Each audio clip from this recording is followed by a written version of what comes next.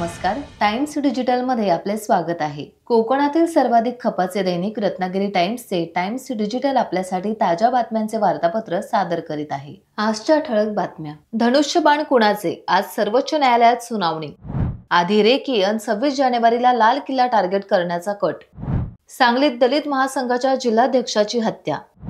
मुंबईत 14 आणि 15 नोव्हेंबर 22 तास पाणी पुरवठा बंद राहणार। अभिनेते धर्मेंद्र यांना रुग्णालयातून डिस्चार्ज, घरीच उपचार करणार।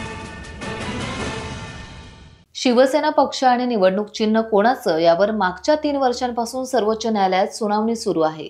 या खटल्यात असं अनेकदा वाटलं की आज निकाल येईल, उद्या येईल, पण सतत तारीख पे तारीख सुरू आहे। ज्या तारखेला सुनावणी असते तेव्हा वाटतं की आज निकाल येईल, पण पुन्हा पुढची तारीख दिली जाते। मागच्या महिन्यातही हेच झालं। आज म्हणजे 12 नोव्हेंबरला सुनावणी आहे। निदान आता तरी या खटल्याचा निकाल यावा अशी ठाकरे गटातील नेत्यांची इच्छा आहे।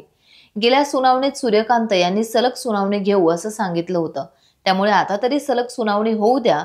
26 नोव्हेंबरला स्थानिक स्वराज्य संस्थांच्या निवडणुकीसाठी चिन्हाचं वाटप होणार आहे, त्यामुळे आज निर्णय झाला तर चांगलं होईल, दक्षिण मध्य मुंबईचे खासदार अनिल देसाई असे म्हणाले। दिल्लीतील लाल किल्ला स्फोटासंदर्भात तपास यंत्रणांना महत्त्वपूर्ण माहिती मिळाली आहे। मुझम्मिल आणि उमर या 2 संशयितांनी जानेवारी महिन्याच्या पहिल्या आठवड्यात लाल किल्ल्याची रेकी केली होती अशी माहिती समोर आली आहे। मुझम्मिलच्या फोनच्या डंप डेटामधून ही माहिती उघड झाली। त्यांच्या नियोजनाचा एक भाग म्हणून 26 जानेवारी रोजी लाल किल्ल्याला लक्ष्य करण्याचे त्यांचे उद्दिष्ट होते। या स्फोटाप्रकरणी आणखी एक खुलासा झाला आहे। सांगलीत एक धक्कादायक घटना घडली आहे। मध्यरात्री गारपीर परिसरात झालेल्या हल्ल्यात उत्तम मोहिते यांचा जागीच मृत्यू झालाय। अशी माहिती आहे की उत्तम मोहितेवर शाब्या शाहरुख शेख यांनी जीवघेणा हल्ला केला। त्यानंतर उत्तमच्या पुतण्याने प्रत्युत्तरात शेखवर हल्ला केला असून यात शेखही ठार झाला आहे अशी माहिती मिळत आहे। मोहिते आणि शेख यांच्यात जुना वाद होता आणि यातूनच हा खुनी खेळ झाल्याचे बोलले जात आहे। या प्रकरणात 4 आरोपींचा सहभाग असल्याची शक्यता वर्तवली जात आहे। परिसरात स्मशान शांतता पसरली आहे। मुंबई महानगरातील नागरिकांना पुन्हा एकदा पाणी टंचाईचा सामना करावा लागणार आहे।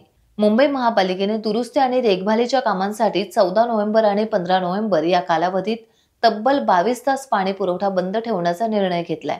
या कालावधीत घाटकोपर, कुर्ला, चेंबूर, वडाळा, सायन आणि माटुंगा या विभागांमध्ये पाणी पुरवठा पूर्णपणे बंद राहणार आहे। ज्येष्ठ अभिनेते धर्मेंद्र यांना मुंबईतील ब्रीच कँडी रुग्णालयातून डिस्चार्ज देण्यात आला आहे। धर्मेंद्र यांना जुहू इथल्या घरी नेण्यात आलं असून त्यांच्यावरील पुढील उपचार घरीच सुरू राहतील अशी माहिती समोर येत आहे।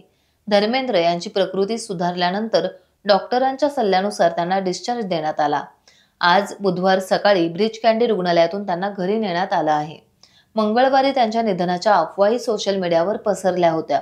त्यावर मुलगी ईशा देओल आणि पत्नी हेमा मालिनी यांनी तीव्र संताप व्यक्त केला होता। टाइम्स डिजिटलला लाईक करा, सबस्क्राइब करा, शेअर करा आणि बेल आयकॉन दाबायला विसरू नका। पाहत रहा टाइम्स डिजिटल।